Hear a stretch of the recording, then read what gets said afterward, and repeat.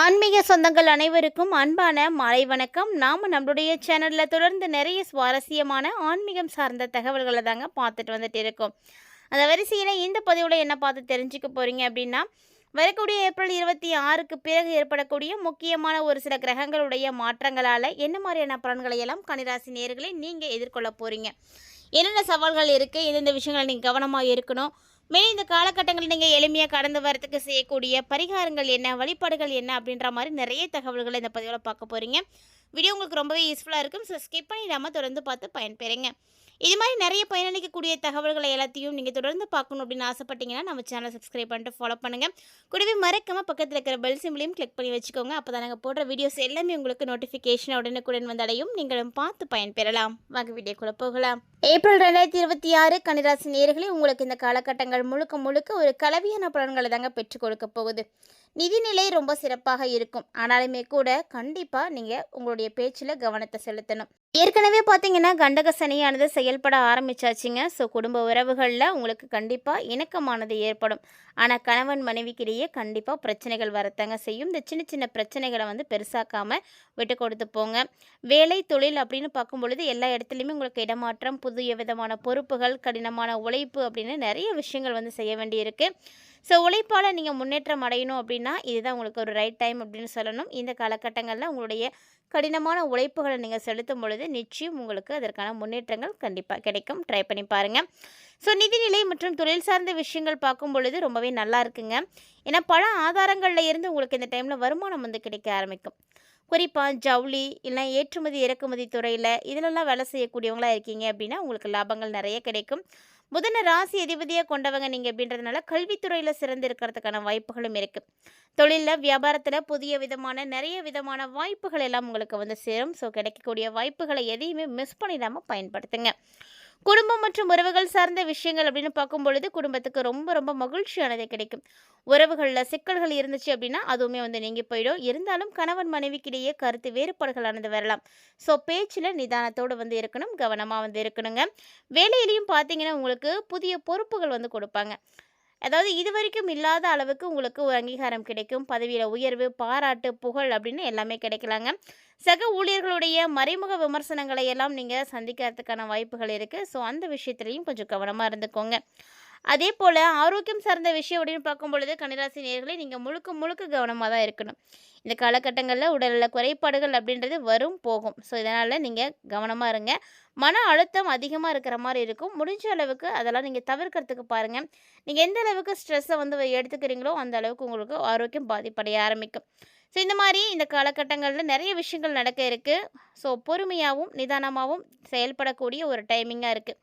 அதனால் தேவையில்லாத விவாதங்களை எல்லாம் தவிர்த்துக்கோங்க. இது உங்களுடைய எல்லா விதமான விஷயத்துக்குமே ரொம்பவே நல்லது அப்படின்னு தான் சொல்லணும். பொதுவாக கன்னிராசி நேயர்களை பொறுத்த வரைக்கும் இந்த காலகட்டங்களில் நிலவக்கூடிய கிரகங்கள் தான் உங்களுக்கு பல்வேறு விதமான விஷயங்களை செயல்படுத்துகிறாங்க. இதில் ஒரு சில விஷயங்கள் உங்களுக்கு சாதகமாகவும் ஒரு சில விஷயங்கள் பாதகமாகவும் நடக்க போகுது. குறிப்பாக உறவுகளுக்குள்ள ஏதாவது சிக்கல்கள் இருந்துகிட்ருக்கு, அண்ணன் தம்பி சண்டை இருக்குது, இல்லைன்னா அக்கா தங்கச்சிங்களோட சண்டை இருக்குது, மாமா மைத்தனோடைய சண்டைகள் இருக்குது, மாமனார் மத்தியில் சண்டைகள் இருக்குது, பிரச்சனைகள் இருக்குது. இப்படி உறவுகளுக்குள்ள பிரச்சனைகள் அப்படின்னு பார்க்கும்பொழுது நிறைய உறவுகள் இருக்கும். ஸோ ஒவ்வொருத்தருக்குமே உறவுகள் முக்கியமானது. இந்த உறவுகளுக்குள்ளே இருந்து வந்த சிக்கல்கள் எல்லாம் விலகி மகிழ்ச்சி கிடைக்கும், இணக்கம் கிடைக்கும். உத்தியோக ரீதியாகவும் பார்த்தீங்கன்னா, தொழில் ரீதியாகவும் பார்த்தீங்கன்னா, ரெண்டுமே உங்களுக்கு ரொம்ப சிறப்பாக தாங்க இருக்கும். நிலைமையை பொறுத்த வரைக்கும் ஓரளவுக்கு உங்களுக்கு சுமூகமாகவே இருக்கும். ஒரு சில கிரகங்களுடைய சஞ்சாரங்கள் அப்படி இப்படி இருந்தாலுமே கூட பொதுவாக நீங்கள் ஓரளவுக்கு நல்ல பலன்களை எதிர்பார்க்கலாம். இருந்தாலும் ராசி அதிபதியாக இருக்கக்கூடிய புதன் வக்ர நிவர்த்தி அடைகிறாரு. ஸோ பெருசாக உங்களுக்கு பாதிப்புகள் அப்படின்னு ஒன்றும் ஏற்படாது. அதனால் கன்னிராசி நேயர்களை பொறுத்த வரைக்கும் இந்த காலகட்டங்கள் உங்களுக்கு ரொம்பவே சாதகமாக தான் இருக்க போகுதுன்னு சொல்லணும். இந்த டைமில் ராசியினுடைய அதிபதியான புதன் வக்ர நிவர்த்தி பெற்று சஞ்சரிக்கிறதுனால உங்களுக்கு மனக்குழப்பம் இருக்குது, கவலைகள் இருக்குது அப்படின்னா அது எல்லாமே நிவர்த்தி ஆகும் அப்படின்னு சொல்லலாம். அது மட்டும் இல்லைங்க, தொழில் ஸ்தானத்தில் வக்ரமாக இருந்த குரு பகவான் இப்போ நேரடியாக சஞ்சரிக்க போகிறாரு. ஸோ நேரடியாக சஞ்சரித்து வரதுனால உத்தியோகம், தொழில் இது சம்மந்தப்பட்ட விஷயங்கள் எல்லாத்துலேயுமே நீங்கள் சாதகமான நிலைகளை தான் பார்க்க போகிறீங்க. பொதுவாக கன்னிராசிக்காரங்களுக்கு இந்த ஏப்ரல் மாதத்தினுடைய முதல் பகுதி ரொம்பவே நல்லா இருந்திருக்கும். அதே இரண்டாம் பகுதி பார்த்திங்கன்னா கொஞ்சம் மந்தமான நிலையில் தான் இருக்கும். இருந்தாலுமே கூட பெருசாக நீங்கள் பயப்பட தேவையில்ல. உங்களுக்கு அந்த அளவுக்குலாம் பாதிப்புகள் ஏற்படாது. அதாவது பணம் மற்றும் வேலை சார்ந்த விஷயங்கள் அப்படின்னு பார்க்கும்பொழுது ரொம்பவே நல்லா இருக்கு. ஏன்னா, இந்த டைம்ல தொழிலும் சரி, உத்தியோகமும் சரி, இது சம்மந்தப்பட்ட விஷயங்கள்ல உங்களுக்கு பெரிய அளவுக்கு சிக்கல்கள் அப்படின்னு எதுவுமே இருக்காதுங்க. இருந்தாலுமே கூட பொருளாதார ரீதியான திடீர் நெருக்கடிகளானது வரலாம். அதனால எப்போதுமே சேமிப்புல கவனமா இருக்கணும். தேவையில்லாத செலவுகளை எல்லாம் குறைக்கணும். கடந்த ஒரு சில மாதமாகவே உங்களுக்கு உச்சமாக இருந்து வரக்கூடிய கிரகமானது அதிர்ஷ்டத்த வாரி வழங்கிட்டு இருக்கக்கூடிய நிலையில, இப்போ அவங்க அந்த நிலையிலிருந்து மாறி மறைவு ஸ்தானத்துக்கு வந்து போக போறாங்க.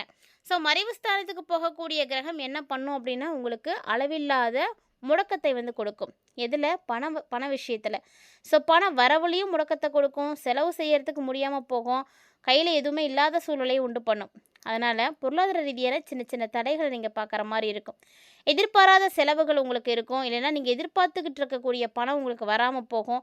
திடீர்னு பார்த்தீங்கன்னா, வீட்ட வந்து பழுது பார்க்குற மாரி, இல்லைன்னா வீட்டுக்கு ஏதாவது ஒரு செலவு வர மாரி, குடும்பத்துக்காக செலவு பண்ணுறது, மனைவிக்காக செலவு பண்ணுறது, குழந்தைங்களுக்காக பண்ணுறது, இந்த மாதிரி எதிர்பாராத செலவினங்களானது உங்களுக்கு வந்து ஏற்பட்டுட்டே இருக்கும். இப்படி ஒருத்தருக்கு எதிர்பாராத செலவினங்கள் ஏற்பட்டுட்டே இருக்கும் பொழுது என்ன ஆகும்?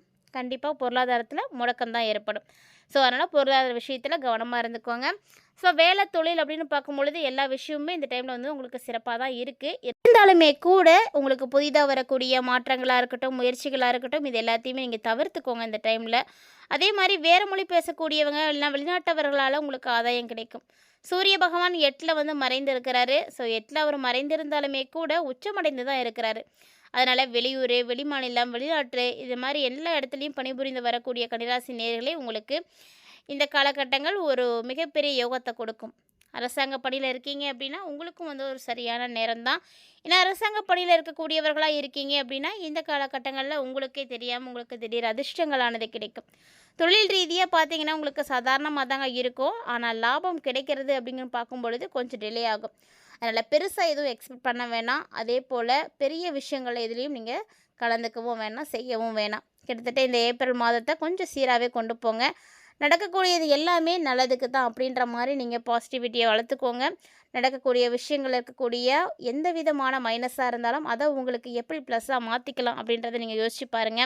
ஏன்னா, இந்த மாரி நாம வந்து கொஞ்சமாவது அட்வான்ஸ்டா யோசிக்கணும். கொஞ்சம் கிரியேட்டிவா இருக்கணும். அப்பதான் வந்து நமக்கு வரக்கூடிய பிரச்சனைகளையும் நமக்கு சாதகமா மாத்திக்க முடியும். இந்த மாரி அறிவுத்திறன், புத்திசாலித்தனம் இதுக்கெல்லாம் வந்து பஞ்சமே இருக்காது கன்னிராசி நேயர்களுக்கு. ஏன்னா, அவங்க வந்து ரொம்ப ரொம்ப சிறப்பானவர்கள். கல்வித்துறையில சிறந்து விளங்குறதுக்கான வாய்ப்புகள் இருக்கு. பெரும்பாலும் பார்த்தீங்கன்னா, இவங்க கல்வித்துறையில தான் இருப்பாங்க. ஏன்னா கன்னிராசி நேயர்களுடைய அதிபதியே புதன் தான். புதன் அப்படின்றவரு கல்விக்காரகன் தாங்க. நெறைய விஷயங்கள் உங்களுக்கு செய்வாரு. பெரிய அளவுல வந்து மாற்றங்கள கொடுக்கக்கூடியவர் தான். அவரு இப்போ உங்களுக்கு வக்ர நிவர்த்தியாகி இருக்காரு. அது மட்டும் இல்லாம கன்னிராசி நேயர்களுக்கு இந்த காலகட்டங்கள்ல திடீர் அதிர்ஷ்டம், திடீர் ஆதாயம் அப்படின்றது எல்லாமே வந்து அடுத்தடுத்து வந்து நிகழ்ந்துகிட்டே தான் இருக்கும். ஆனாலுமே கூட சின்ன சின்ன சிக்கல்கள் அப்படின்றது ஏற்படதாங்க செய்யும். இந்த சின்ன சின்ன சிக்கல்கள நீங்க தவிர்க்கணும் அப்படின்னா, சரியான திட்டமிடல் அப்படிங்கிறது அவசியமானது. எந்த ஒரு விஷயமா இருந்தாலும் முன்னாடியே வந்து பிளான் பண்ணிக்கோங்க. நீங்க செலவே செய்யறதா இருந்தாலும் சரிங்க, முன்னாடியே பிளான் பண்ணுங்க. இதுக்குள்ள தான் நம்ம செலவு பண்ணணும் அப்படின்ற ஒரு டார்கெட்ட வைங்க. அதில வந்து நீங்க செலவு பண்ணும்பொழுது தான் உங்களுடைய செலவ கூட உங்களால கட்டுப்படுத்த முடியும்.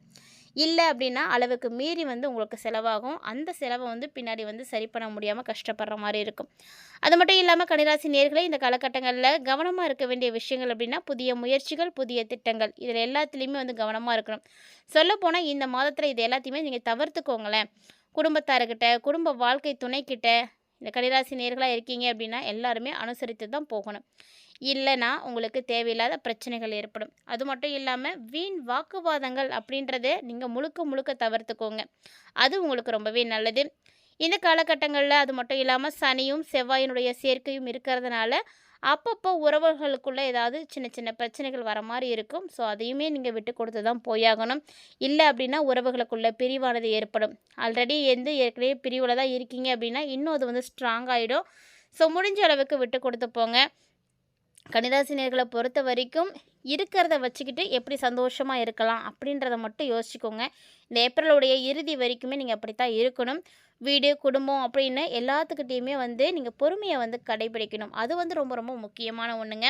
ஸோ இந்த மாதிரி நிறைய விஷயங்களை ஜோதிட ரீதியாக, ஆன்மீக ரீதியாக நீங்கள் வந்து தெரிஞ்சுக்கிறதுக்காக இந்த பதிவு உங்களுக்கு ரொம்ப ரொம்ப யூஸ்ஃபுல்லாக இருக்கும். ஸோ மறக்காமல் சேனலை சப்ஸ்கிரைப் பண்ணிக்கோங்க. இது வரைக்கும் நீங்கள் நம்ம சேனலை பார்த்ததே இல்லை அப்படின்னா கட்டாயமாக ஒன்ஸ் விசிட் பண்ணி பாருங்கள். உங்களுக்கு அதில் இருக்கக்கூடிய தகவல்கள் எல்லாமே வந்து கண்டிப்பாக வந்து பொருத்தமானதா இருக்கும். ஏன்னா கிரக அமைப்புகளினுடைய அடிப்படையில அதனுடைய நகர்வுகளுக்கு ஏற்ப மட்டுமே வந்து கணிக்கப்பட்டுட்டு இருக்கு. ஸோ இந்த விஷயங்கள் உங்களுக்கு மாறுறதுக்கான சான்ஸ் கண்டிப்பா கிடையாது. கிட்டத்தட்ட பார்த்தீங்கன்னா, ஒரு 50, 60% எல்லாருக்குமே வந்து சரியா இருக்கும்.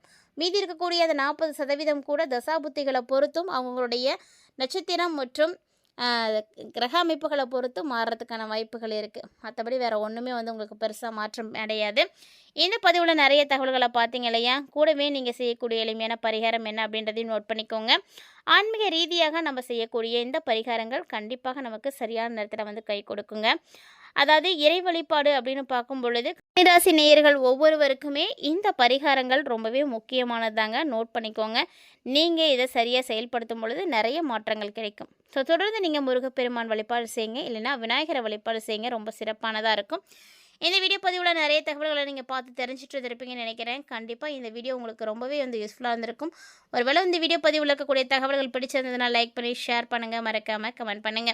மேலும் இது மாரி நெறைய இன்ட்ரெஸ்டிங்கான தகவல்களை எல்லாம் நீங்க தொடர்ந்து பார்க்கறதுக்கு நம்ம சேனலோடு இணைந்திருங்க. மீண்டும் மற்றொரு சுவாரஸ்யமான ஆன்மீக தலைப்பில் சந்திக்கலாம்.